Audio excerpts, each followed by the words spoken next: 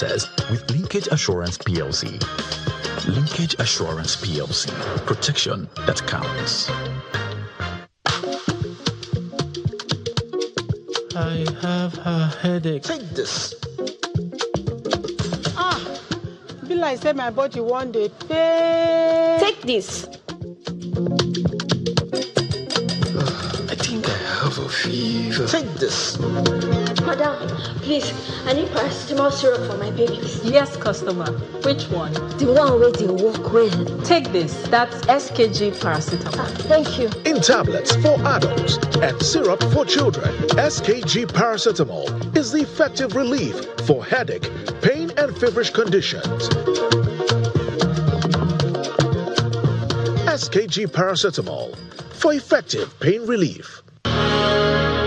The Sims mid-year mega sales promo is here again. Shop smart, save big. From June 15th to July 4th, 2026. Get up to 59% discount on televisions, air conditioners, refrigerators and freezers, washing machines, mobile phones, and lots more. Remember, for every mobile phone you buy, you get a free gift. For more details, call 9010-376670 or 7000-307-467. This offer is available online and at Sims Digital Centers nationwide. Buy now, pay later, also available. Terms and conditions apply.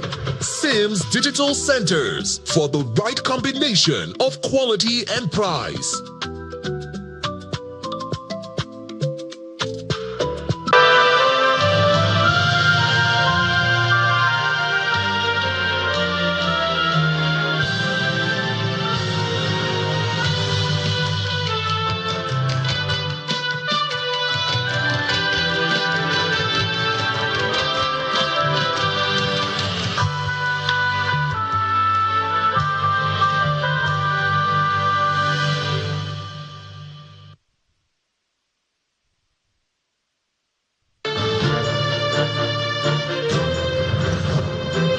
From Lagos, the nation's commercial capital, this is the news at 10. Live from Channels Television. Reporting tonight, Ayotunde Balogun.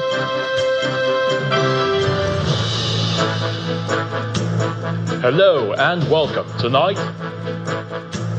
federal government begins mass trial of another set of 600 terrorism suspects. President Bola Tinubu seeks stronger partnership with northern traditional rulers to enhance security, national unity, and development. African Democratic Congress picks former River State Governor Rotimi Amechi as running mate to presidential candidate Atiku Abubakar. And U.S. President Donald Trump says agreement to end war with Iran has already been signed. Full details to be released soon.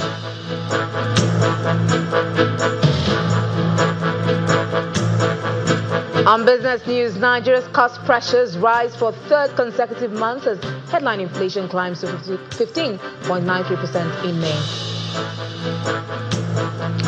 On sports news tonight, World Cup debutant Cape Verde stunned European champions and the pre-tournament favorite Spain by holding them to a 0-0 draw.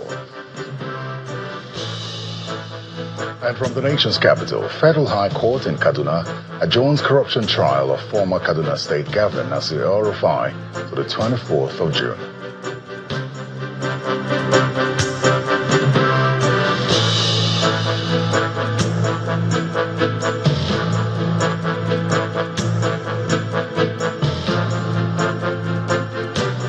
Over 600 terrorism suspects accused of committing crimes, including participating in the actual attacks and non-disclosure of information about the activities of terrorist groups in their area, are undergoing a fresh round of trial conducted by the federal government. The Attorney General and Minister of Justice, Lateef Fagbemi, is heading the prosecution team in the mass trial holding at the Federal High Court in Abuja. The suspects, arrested in different parts of the country, are being arraigned for allegations including for being members of terror groups, terrorism financing, and concealing information about activities of terrorist groups. The first phase of the mass trial recently took place in early April. There were over 500 terrorism suspects. Then there were 386 convictions, 2 acquittals, and 8 of the suspects were discharged. Direct and straightforward, it is that the present administration is not taking the issue of terrorism with levity. And that is why you see ongoing trials. Since the inception of this administration, this is about the 4th phase, that we are undertaking. So the message is that let everybody know that terrorism in whatever form, shape, will not be tolerated, will not be condoned, and will fight with every inch of our blood to ensure that we make Nigeria a safe haven for everybody. For this phase, the ones we have today, we have about 390. 490. Tomorrow we'll have 84. But this 84 does not include the 100 that was 102 that was brought forward from the last phase. So in total, you have almost 500 that's about 600 plus to contend with for this phase. And we have been assured by the honorable judges that they will do their utmost to ensure that they clear these number for this phase. Thank you. In the nation's capital, the FCT Police Command, in collaboration with the Federal Capital Territory Development Authority, have demolished bandits' hideout in Biajin area of Kubwa on the outskirts of the FCT. The FCT Commissioner of Police, who led the demolition, says the exercise is another breakthrough in its sustained crackdown on kidnapping and banditry across the Federal Capital Territory. This is Ziko, a community on the outskirts of Biaji area of Kubwa, where persons suspected to be bandits and kidnappers forcefully detain their victims.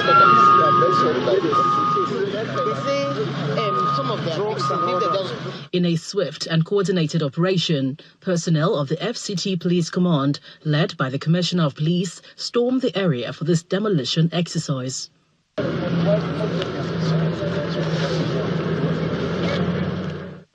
The reason behind the demolition is explained, just as residents are advised to report suspicious movements.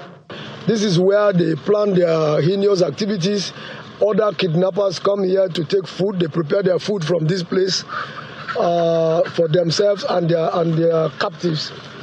Then they take from here and go. So based on their confession and also coming here to point their houses, their abode, we think it is only right for this place to go down. Following the recent anti-kidnapping and rescue operations led by the FCT Commissioner of Police on the 9th of June 2026 in Paze, Biaji area of the FCT, the police disclosed that a follow-up operation was conducted on the 11th of June 2026. This led to the arrest of suspected kidnapper informants, drug dealers and logistics suppliers, including a man who allegedly imprisoned his younger sister for 16 months under inhumane conditions. On the 12th of June 2026, the command received a distress call indicating that a woman identified as Mrs. Grace Ani Oku, a 36-years-old indigenous of another person, was held captive under chains and locked in a room by her brother, one Mr. Chinedu Anikoku, for over 1 year and 4 months.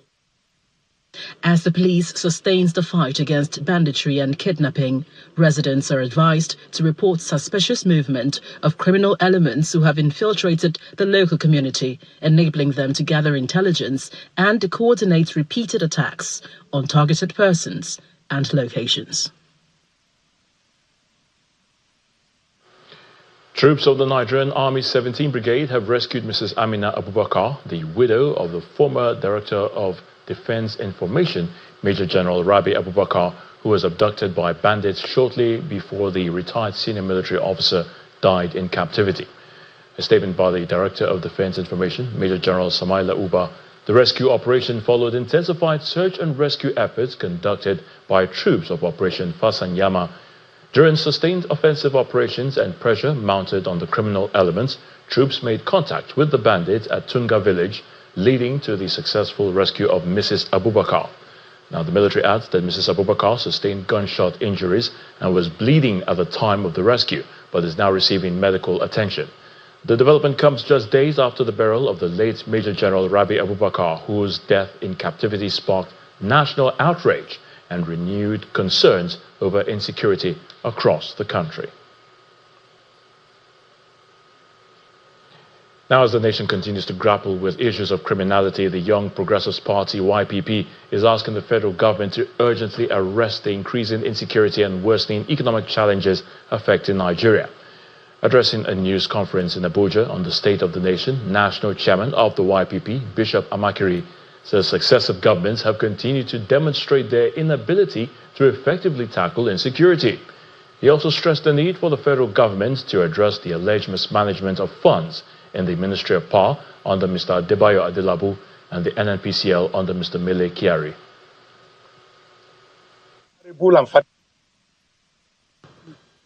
Rather than adopting a decisive and uncompromising approach towards terrorism and insurgency, government has often treated these existential threats with kid gloves, from programs aimed at rehabilitating and reintegrating so-called repentant terrorists under Operation Safe Corridor, while victims of terrorism languish in deplorable conditions in IDP camps, to the massive expenditure on defense without corresponding results. Government has failed to inspire confidence in its commitment to ending insecurity. Over the last decade, Nigeria has committed an estimated 25 trillion naira to defense and security spending. Yet, these enormous expenditures have not translated into improved welfare for military personnel, acquisition of cutting-edge military hardware, or significant derogation of terrorist and insurgent capabilities.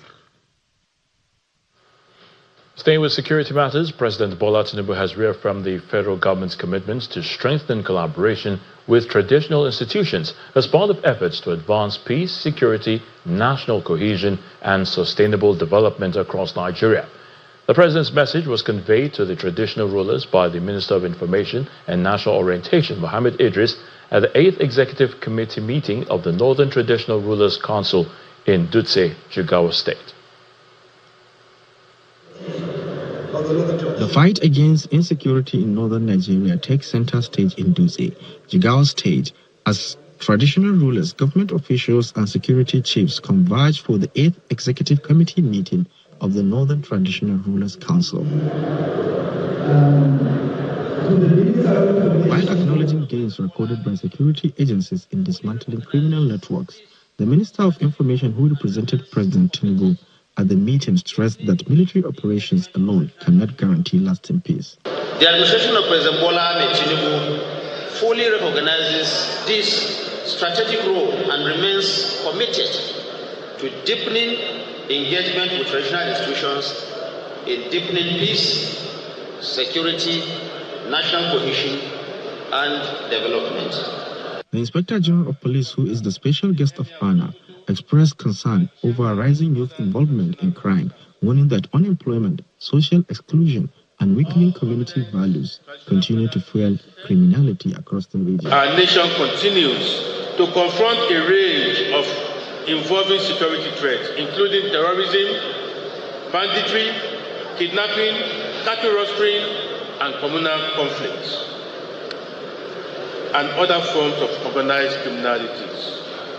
These threats are dynamite, interconnected, and increasingly sophisticated. Addressing them requires more than conventional law enforcement resources. It requires sustained collaboration among government institutions, security agencies, traditional institutions, religious leaders, community stakeholders, and all of us generally. The host governor and his counterpart called for deeper collaboration among governments, traditional institutions, security agencies, and citizens to confront insecurity and other developmental challenges. Onset of our administration, we have placed traditional and religious institutions at the center of our inclusive governance approach, recognizing them as central to the unity, peaceful coexistence, security, progress, and development of our dear state. The time has come for us to act with the seriousness that this situation demands. Enough of meetings that do not produce results. Enough of communiques that are not implemented, and enough of promises that are not followed by action. The chairman of the Northern Traditional Rulers Council and Sultan of Sokoto commends the IGP for personally attending the meeting, describing his presence as historic and a clear demonstration of the commitment of police leadership to addressing northern Nigeria's security concerns. We don't have security votes, we don't have weapons, we don't have military personnel, we don't have police, we don't have anything. We only have ourselves and our prayer beat, our chasmi. So we always take our issues to Almighty Allah at any time. And we... With terrorism, banditry, kidnapping, poverty, and millions of out-of-school children posing serious threat to the region's future, stakeholders at the meeting are united on the need for peace, unity, and development of the region. And now to the Federal High Court in Abuja, where Justice Peter Lefu has ordered the deregistration of the African Democratic Congress, the ADC, and 4 others over failure to meet the constitutional requirements for political parties in the country. In the judgment, Justice Lefu ordered INEC to deregister the affected parties, having failed to secure 25% of the votes in the last general elections in compliance with the provisions of the law. The 5 political parties include African Democratic Congress, Accord Party, Action Alliance, Action People's Party, and Zenith Labour Party. And Justice Lefu, who earlier dismissed all the multiple preliminary objections filed by the defendants, ordered INEC not to allow the parties participate in subsequent elections, including the 2027 general polls, having failed to meet the constitutional threshold.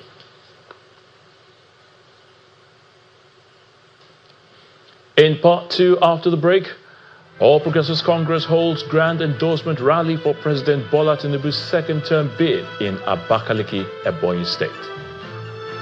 Please stay with us.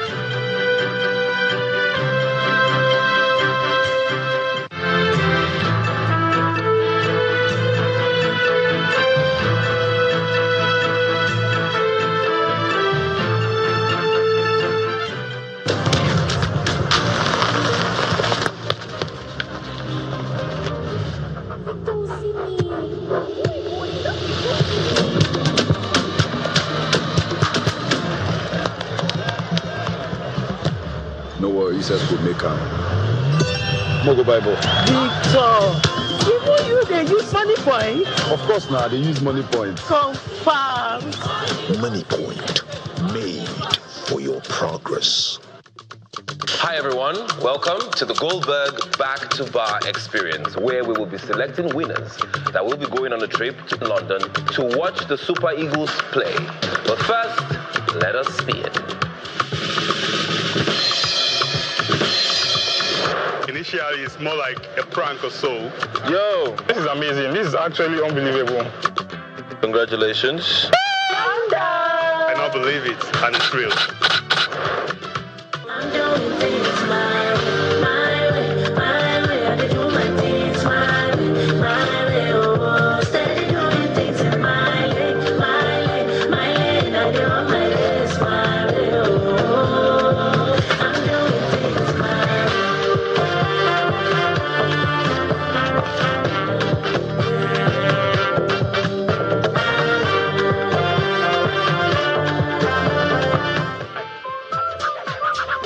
Wearing many hats takes a lot out of you.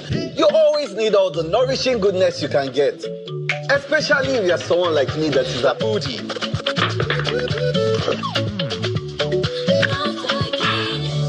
The ultimate meal companion.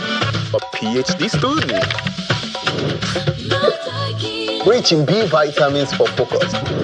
Yes, we all need it, because every side of you deserves to be nourished. Oh, you feel that? Feel what?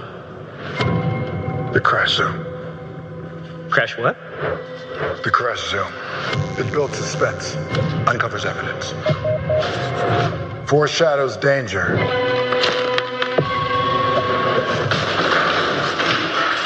Do you feel it now? Oh, yeah. I guess I'll go and try and find a ladder. Dad, can I read my essay now? After dinner, son. It's all right. Let's have it, son. Things I'm happy for. I'm happy that Mom smiles more now. I know she works hard and sometimes her back hurts. I don't want Mom to have a bendy back. But now, washing is easier and faster. Sometimes, Mom doesn't even have to leave the couch. I'm happy that Grandpa can finally have his favorite grilled bole anytime he wants. Grandpa! Life is good. It's bole. I remember when Dad used to race to the fridge for a treat. I was always scared that one day he's had my feelings from thinking too hard about what to choose. Mom, Dad is frozen again! Thank God, Dad's new fridge is cool. I'm happy for my family. Our life is, Life's good, son. Life is good. I'm doing things my way, my way. I do my things my way, oh. Steady doing things in my lane, my lane. I do my ways my way, oh. I'm doing things my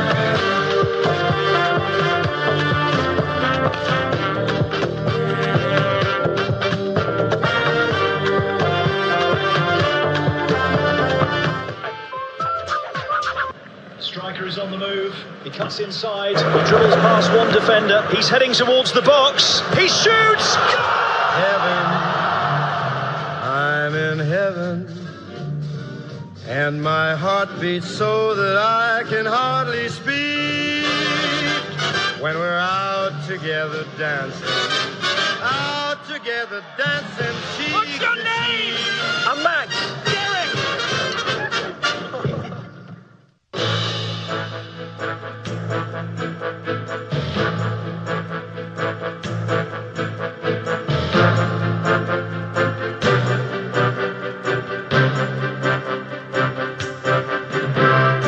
Welcome back. If you have just joined us, you're watching the news at 10 on Channels Television, broadcasting live from Lagos. A reminder of our top stories. Federal government begins mass trial of another set of 600 terrorism suspects. President Bola Tinubu seeks stronger partnership with northern traditional rulers to enhance security, national unity and development. Federal High Court Abuja orders deregistration of the African Democratic Congress and 4 other parties over failure to meet constitutional requirements. And U.S. President Donald Trump says agreement to end war with Iran has already been signed. Full details to be released soon.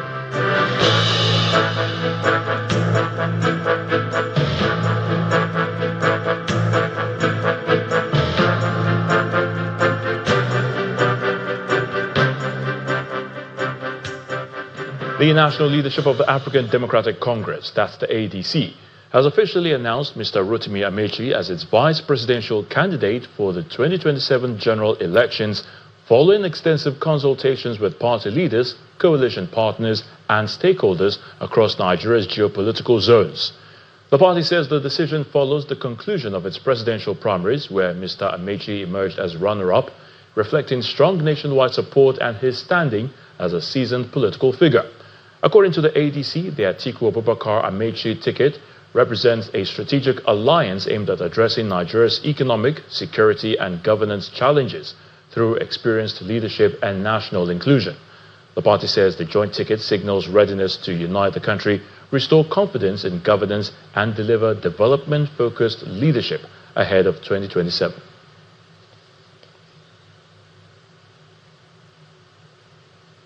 Political leaders and stakeholders in Ebonyi State have endorsed President Bola Tinubu for a second term in office.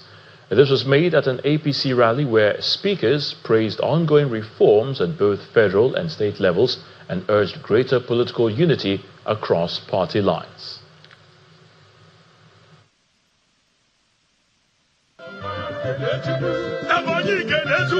A wave of party colors, chants and cheers fill the air in Ebonyi State as political leaders and supporters of the All Progressives Congress gather for a grand rally in support of President Bola Tinubu's re-election bid.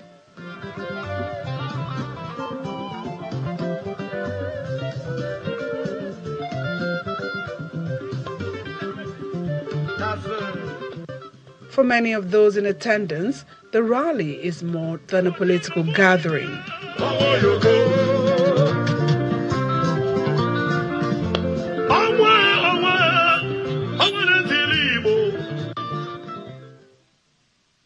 Imo State Governor and Chairman of the Progressives Governors Forum, Mr. Hope Uzodimma, used the occasion to call for greater unity among Southeast leaders, describing a united political front as critical to the region's growth and influence within the national political landscape. We are here to inaugurate the structure of renewed hope ambassadors, starting from the state coordinator, the local government coordinators, the ward coordinators, and the polling unit canvassers, 25 each. Although from a different political platform, the governor of Anambra State, Professor Chukwuma Soludo, stresses the importance of collaboration among political stakeholders. You are endorsing the President and Commander-in-Chief of the Armed Forces of Nigeria for a second term as Asiwaju Bola Ahmed Tinubu GCFR. I've come in solidarity because progressives are working together. Undoubtable love that Mr. President has shown to the host governor, Mr. Francis Wifuru, harps on the need for alignment and consolidation of President Tinubu's leadership and development efforts in the Southeast region. Our business in politics is development, and that development is practical. It's something very physical. It's a material development. It's something that we can touch, feel, and believe in.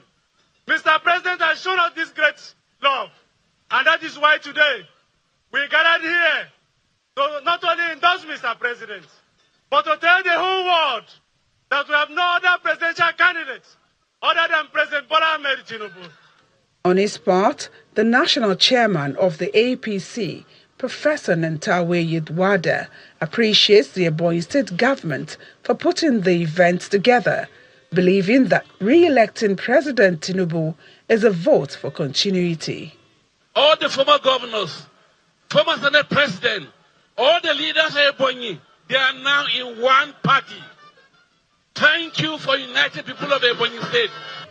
As the rally draws to a close, party leaders and supporters say they are confident that their support for President Tinubu's re-election bid will translate into votes in the 2027 general elections.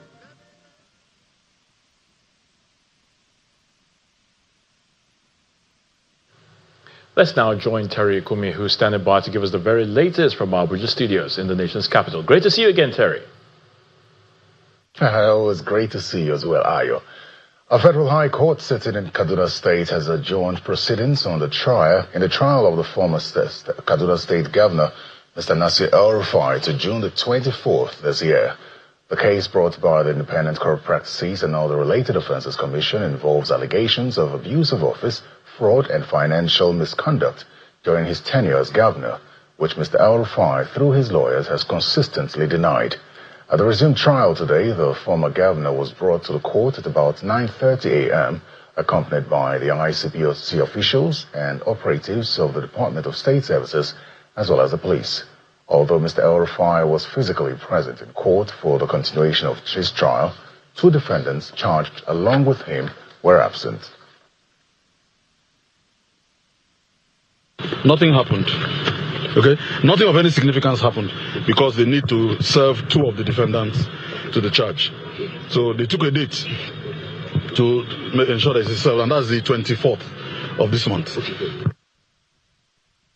Well, President Bola Tinubu has tasked the judiciary to ensure justice delivery is swift, fair, and blind to status. Vice President Kashim Shettima conveyed the president's words while representing him at the commissioning of the newly built Court of Appeal Abuja Division, located in Dakibiu district of the nation's capital. Our correspondent Kumbi Aboluade reports.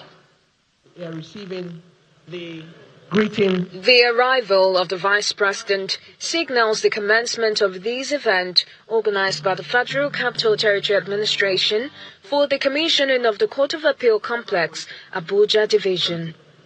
Your Excellency, legal luminaries led by the President of the Court of Appeal are here at Dakibiu district to witness the ceremony, which is described as a significant addition to Nigeria's judicial sector. At present, the Abuja division operates with only 2 courtrooms, along with very limited administrative office space. This lack of infrastructure has continuously slowed down the timely administration of justice. The new court complex represents a timely and important solution.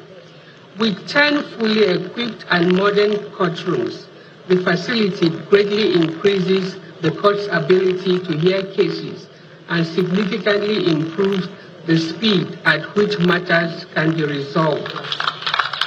The Minister of the FCT also reiterates the impact of the edifice on the dispensation of justice delivery. However, he charges the legal practitioners to obey policies of the FCT, particularly the payment of ground rents and other fees. You can't talk about the independence of the judiciary when the judiciary does not have the fitting environment where they can carry out their functions. So I've seen all the faces smiling, justices are smiling. If you know you have not paid your ground rent, consider that the land will no longer belong to you. We'll give it to those who can pay us. Words of the President, Bola Tinubu, are also relayed by the Vice President, who pledges more support for the judiciary. This is not just a building. This is a statement. A statement that under the renewed hope agenda, the rule of law will have a befitting home. To my Lord Justices, as you move into this complex, Nigeria asks one thing of you. Let justice be swift. Let it be fair. Let it be blind to status, pride, or pause. Done with his speech, he proceeds to officially commission the project and take a tour of the building.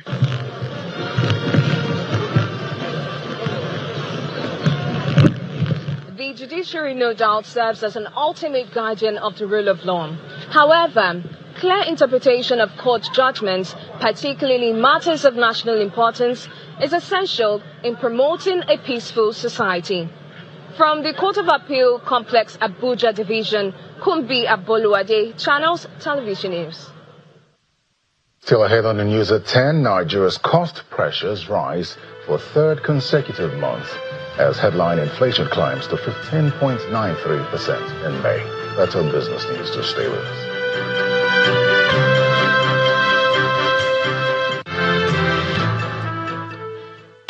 Wearing many hats takes a lot out of you. You always need all the nourishing goodness you can get. Especially if you're someone like me that is a foodie.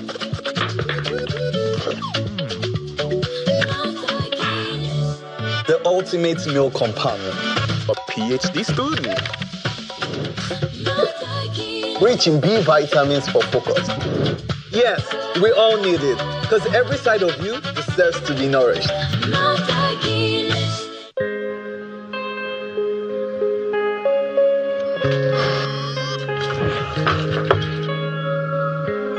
I will be there.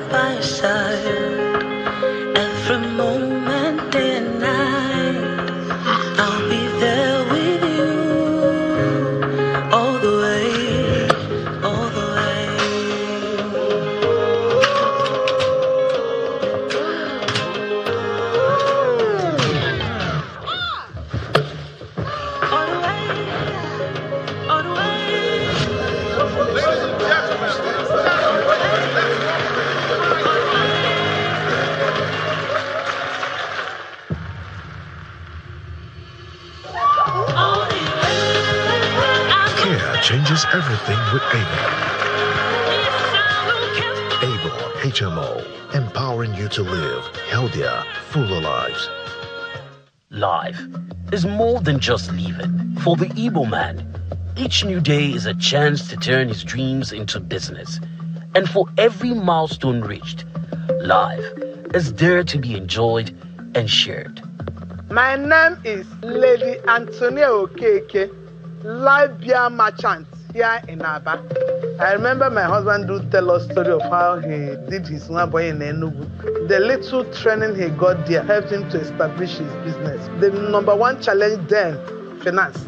But to the glory of God, we are able to be where we are now. In Aba today, you cannot talk of businessmen that are doing well in beer without first mentioning Celeste Okeke. This one boy system is all about integrity. If you are given some goods to sell, make sure you sell them, return the money, take another one. Before you know it, you will excel. Life always promoting Igbos and life for the Igbos.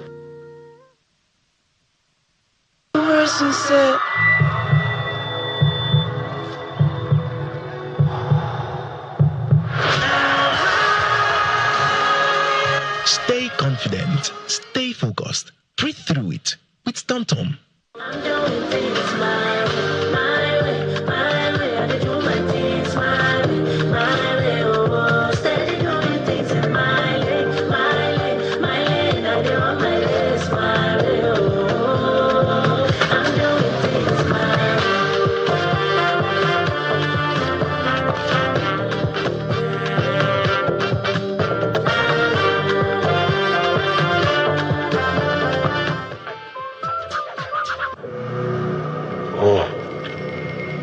You feel that?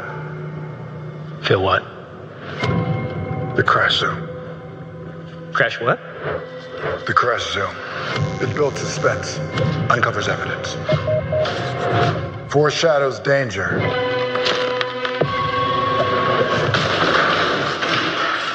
Do you feel it now? Oh, yeah. I guess I'll go and try and find a ladder. Some of life's biggest joys begin with the smallest moments. A shared laugh, a proud smile, and a playful dance full of life. That's why nourishment should fit every moment, so you're always ready. Maltina, nourishment fit for you. Nourishing minds, sharing happiness for 50 years.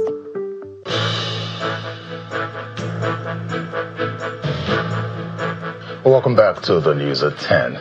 The federal government has recorded another milestone in its drive to strengthen local healthcare manufacturing with the signing of a memorandum of understanding between the Presidential Initiative for Unlocking the Healthcare Value Chain, PVAC, and Remington Pharmaceutical Industries.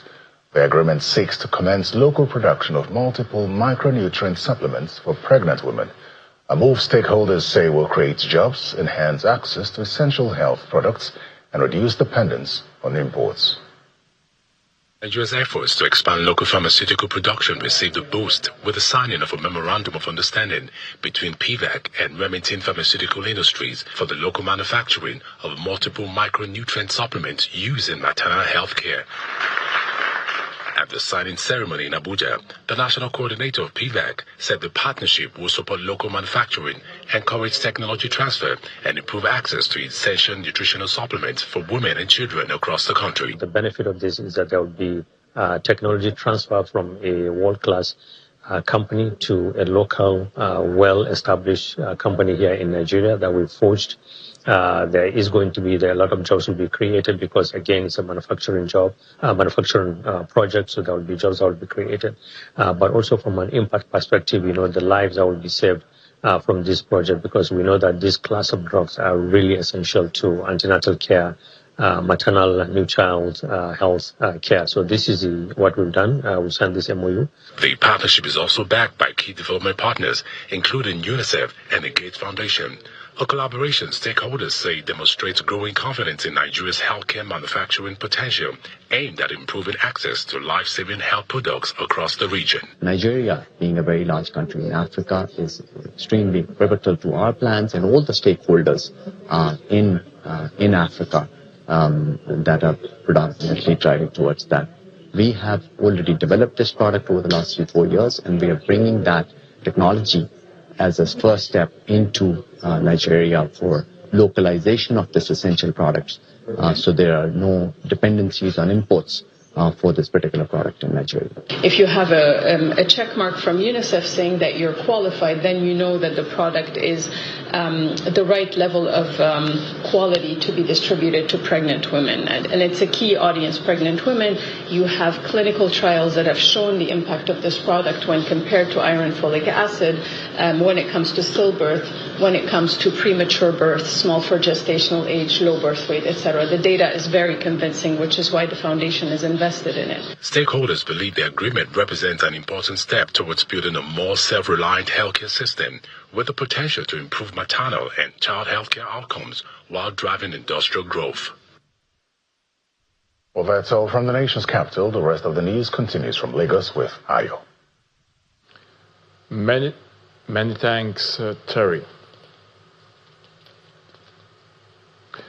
And we have more from Terry. Well, the National Assembly has intensified collaboration with the Nigerian Education Loan Fund to expand the reach of the student loan scheme from its current 1.6 million direct beneficiaries to about 7 million students across the country. I was speaking at the one-day national sensitization program on student loans organized by the Senate Committee on Tertiary Education and TED Fund in collaboration with NEL Fund.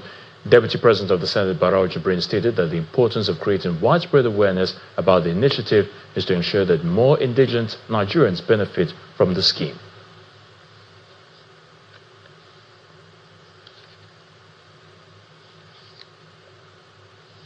And moving on now, the House of Representatives has concluded an emergency sitting where it considered and approved the amendment to the 2025 Appropriation Act. Now, the House, like the Senate, approved the extension and implementation of the capital aspect of the Appropriation Act 2025 from 30th of June this year to the 30th of September this year as well. Meanwhile, the House also held a public hearing on 5 bills to strengthen the legal and institutional frameworks that govern the country's military. Our correspondent Terry Kumi tells us more. Members of the House of Representatives reconvened for an emergency plenary session to amend the 2025 Appropriation Act. The process is quickly concluded as the appeal and reenactment bill scales first, second, and third reading in a matter of minutes. This report is comprised of 3 clauses, explanatory memorandum, and the long title of the bill. So with your kind permission, we go ahead and take clause by clause. Are you ready? Clause 1, carried. Clause 2, carried. Clause 3, carried. Explanatory memorandum and the long title of the bill, carried. The House, just like the Senate, has now extended the capital aspect of the Appropriation Act 2025 from the 30th of June 2026 to the 30th of September 2026. This is the third adjustment to the 2025 Appropriations Act, which should have expired on the 31st of December 2025. Meanwhile, away from the chamber, the House Committee on Defense held a public hearing on 5 bills considered critical to the country's growing security concerns. The Speaker of the House is present to emphasize the importance of the bills.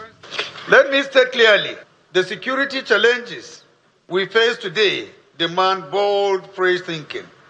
The old ways have not fully worked. We must now open to legislative innovations.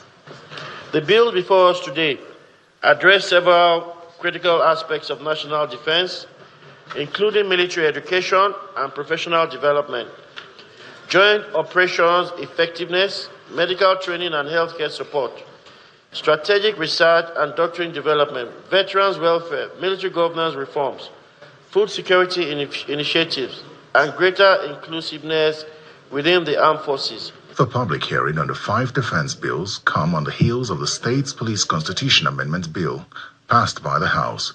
Lawmakers believe that these legislations will go a long way to address the country's insecurity issues. Terry Ikumi, Channels Television News. Now, the Central Bank of Nigeria, the CBN, has formally launched the Nigerian overnight financing rate as the country's new benchmark for overnight interbank lending. Speaking at the launch in Abuja, the CBN governor, Mr. Olayemi Cardozo, explains that the move is a major step in reforming Nigeria's financial system and aligning it with global best practice. Our correspondent, Sarah Achimugu, reports. The Central Bank Governor, Mr. Olayemi Cardozo, in company of top officials of the bank, arrived the venue of the launch of the Nigerian overnight financing rate. The Nigerian overnight financing rate is the interest rate banks charge each other for short-term loans that last one day. Over the years, our financial system has repeatedly demonstrated its ability to adapt and transform. We have strengthened market infrastructure, enhanced regulatory frameworks, navigated periods of extraordinary global and domestic uncertainty. The rate is transaction-based, built from actual overnight secured interbank deals, developed with Financial Market Dealers Association and technical support from the European Bank for Reconstruction and Development. Unlike older indicative rates, it is designed to be transparent, credible, and resistant to manipulation. This is not just an adjustment. It is a structural upgrade to the foundation of our money market. Has pursued a focused and ambitious reform agenda. 3 pillars of that agenda that really set the stage for what we are unveiling today. The Central Bank Governor delivers his address as he highlights how the initiative will improve price discovery, strengthen risk management, and deepen trust in the money market. For business entities and borrowing customers across the board, the adoption and continued evolution of NOFA is expected to add a new layer of transparency to the pricing of loans in the banking system, whilst the benchmark will also act as a reference point for the pricing of wholesale and institutional deposits. The Nigerian overnight financing rate is then launched. The central bank promises to ensure guidance and supervision to achieve the intended goal. Sarah Achimugu, Channels Television News. More business news now with Will Ibon. Will?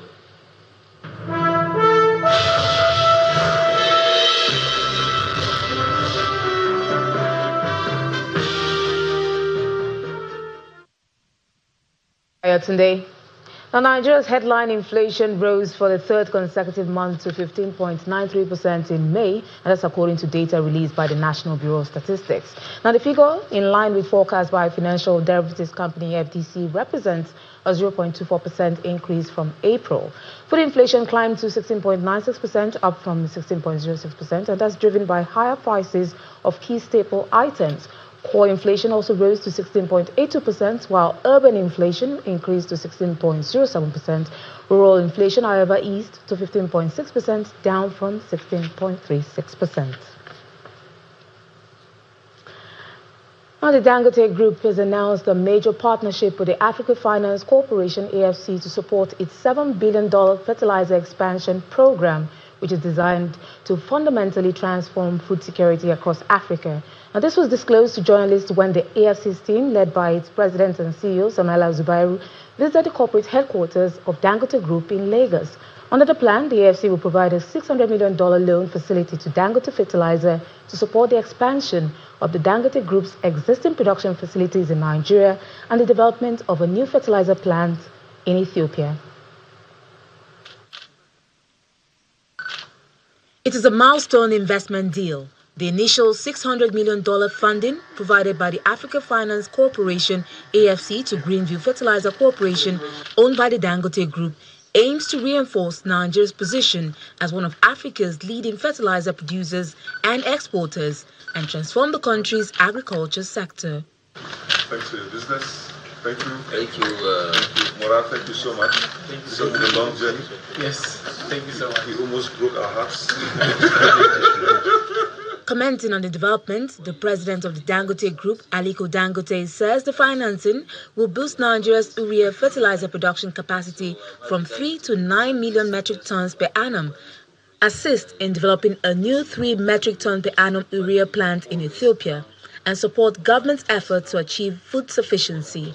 It will improve quite a lot. We're expanding into a lot of other areas. Not only the urea, we're doing NPK, and we're coming off from a 3 million production to about 9 million in Nigeria and then 12 million Africa-wide. But then we're going into also areas like potash, areas like phosphate, areas like DAP. So we're doing a whole basket of fertilizer. We're going to go into a lot of trading of farmers and co. But by and large, what is important is diversification of the Nigeria's economy. On his part, the president and CEO of the AFC, Samaila Zubairu, describes the investment as a strategic step towards unlocking the continent's agricultural potential. Dangote Group is building the world's largest fertilizer plant from Nigeria. That is significant, and we're happy to be part of that journey. Dangote Fertilizer is providing solutions to Africa's food security. Just recently, we're discussing about our urea consumption in Africa vis-a-vis the rest of the world. So we have 1.51 billion people on the continent, and we're consuming less than 6 million tons of urea, which is far less than the 40 million tons the 1.4 billion people of India consume, and the 90 million tons the 1.4 billion people of China consume. So you can see the difference. As the global agriculture and food supply chains continue to face geopolitical headwinds, this joint investment, driven by 2 of Africa's financial and industrial giants, is considered as a pathway that will reduce the continent's reliance on imported agricultural inputs and strengthen supply chains. Now let's head now to the domestic stock markets, which kicked off this third trading week of June in negative territory. Yes, in John Mekwa with the highlights of today's trading.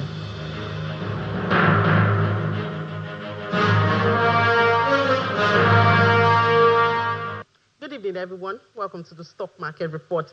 Well, in spite of the good news coming from the United States and Iran, and we've seen that reflecting in most global markets, the Nigerian market has a mind of its own. So today, we are still red.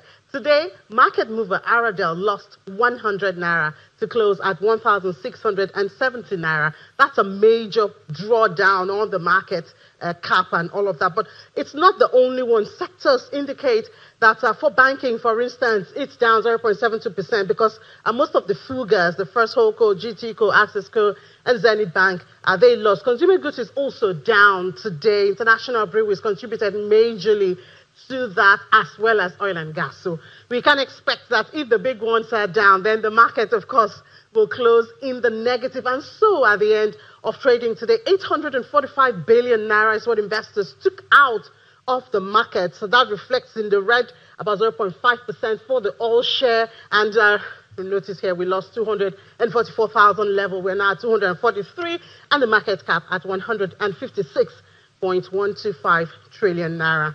Another victory to the bear.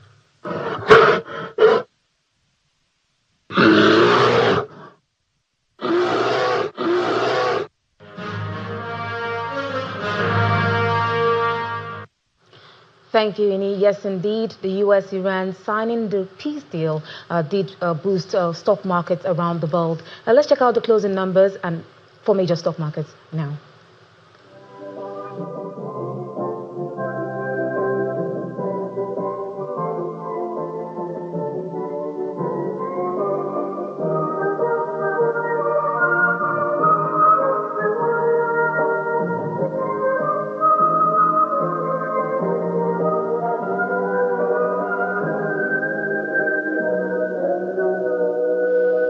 And that's business news. Will Ibang is back to you, Ayo.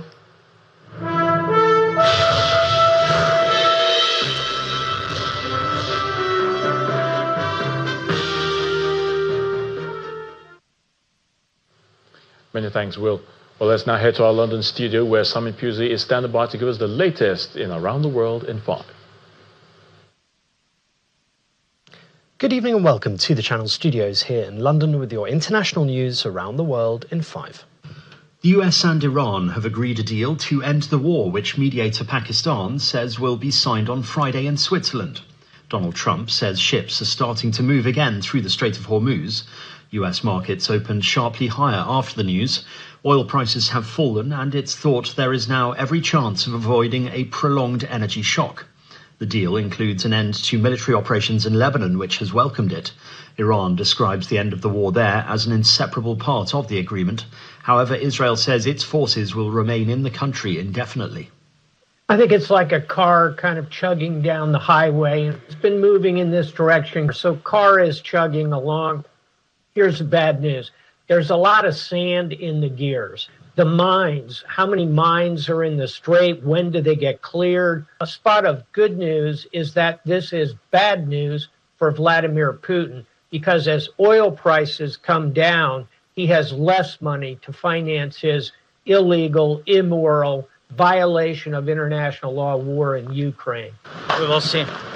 We will see. Anyway, we all always respond after any attacks on Ukraine. At least 11 people have been killed in a wave of Russian strikes on Ukraine that set a major religious landmark in Kyiv on fire. 4 people were killed in attacks on the Ukrainian capital, while 5 rescue workers died trying to put out a fire caused by a strike on the northeastern city of Kharkiv. The 11th century Dormition Cathedral was significantly damaged in what Volodymyr Zelensky called one of the biggest Russian crimes against Christian culture today. Russia denied hitting the site. Meanwhile, a Ukrainian drone attack in the Russian city of Tula killed 3 people and wounded 3 others, including a 1-year-old, according to officials. Marius Borg Høiby, the 29-year-old son of Norway's Crown Princess Mette-Marit, has been found guilty of 2 counts of rape and sentenced to 4 years in prison. The 3 judges in courtroom 250 at Oslo District Court cleared him of 2 other counts of rape, but found him guilty of many of the other offences of which he had been accused. Høiby was not in court for the verdict for unspecified health reasons, but joined the session via video link. Prosecutors had called for Høiby to be given 7 years and 7 months in prison. His defence lawyers had called for a lesser term of 18 months and have said he intends to appeal. A social media ban for under-16s has been announced by the UK government. It will be introduced in early 2027. The government is also considering an overnight curfew and measures to stop infinite scrolling for under-18s. Keeping children off social media is the best way to keep them safe online, according to the Prime Minister. Parents do just want to do the best for their kids. In a way, that's what being a parent means. But in this world, with this technology, it is hard as a parent to know what to do. And so I think most parents will welcome this action. I think they will welcome a clear and decisive choice. And they will welcome a government that stands by them. Justin Gaethje provided the perfect ending for American fans at the White House as he shocked Ilia Topuria to win the UFC undisputed lightweight title. The American shrugged off his underdog tag as he stopped Topuria at the end of the 4th round to become undisputed champion for the first time. Gaethje hurt Topuria multiple times in a brutal contest as the Georgian Spaniard retired before the 5th round for the first defeat of his 18-fight career. No American fighter deserves to make a walk to the octagon from the Oval Office quite like Justin Gaethje. The one-of-a-kind show, billed as UFC Freedom 250, took place on the White House South Lawn on US President Donald Trump's 80th birthday as part of celebrations to mark 250 years of American independence. UFC commentator Joe Rogan called it one of the biggest upsets in the history of the sport. And over 5,000 football fans from 5 countries participated in a synchronized ball juggling performance, officially setting a new Guinness World Record and raising an alarm about the impact of climate change on the sport. Organised by the global environmental campaign Where Football Lives, with participants from across the US, Mexico, Canada, Brazil and the United Kingdom, proceeds from the event will support upgrades to grassroots soccer sites, enabling them to better withstand extreme weather caused by climate change. And that's your international news around the world in 5. Now back to the Channel Studios in Lagos.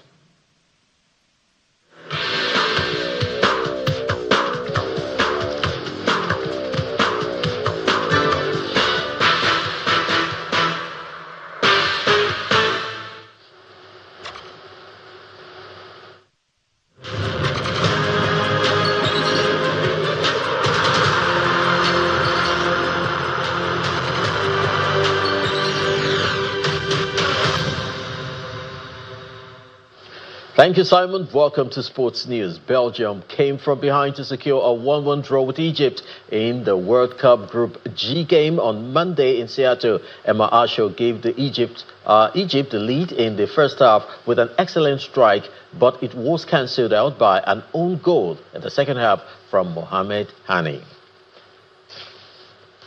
And Cape Verde pulled off one of the biggest shocks in the World Cup history as the African debutant held tournament favourite Spain to a goalless draw in Atlanta. The 40-year-old goalkeeper Vozinha, who played in Portugal's second division last season, was a star of the show as he made 4 outstanding stops.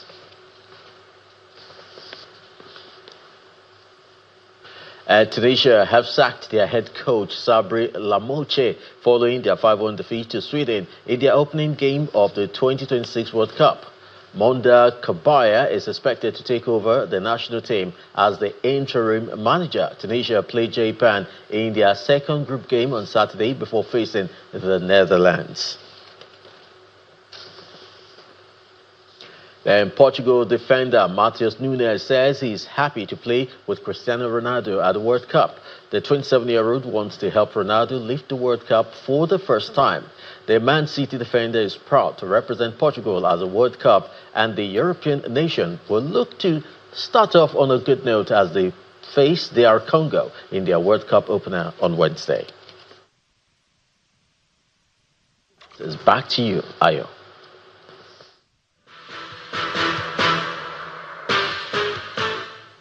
And the main news again. The federal government has begun the mass trial of another set of 600 terrorism suspects.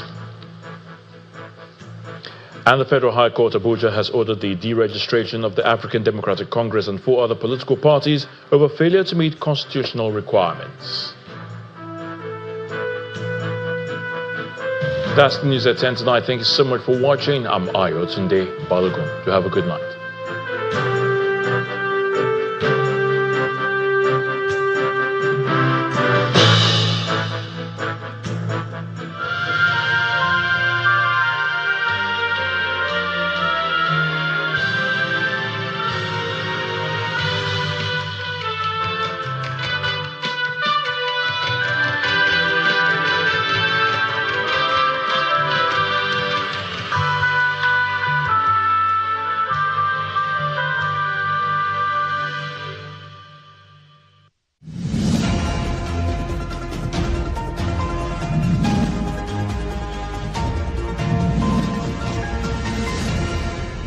Hello out there, my name is Laolu Akonde and you are on to Inside Sources.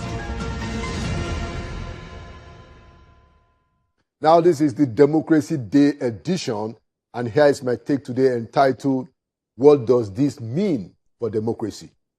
So let's start with something to cheer. In Abia State, there is now a 24-hour power supply enjoyment.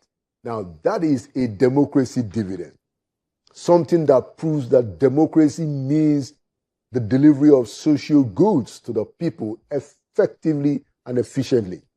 And there are a few other things, such as the disclosure by the federal government that now there are over a million, about 1.5, 1.6 million university students in this country who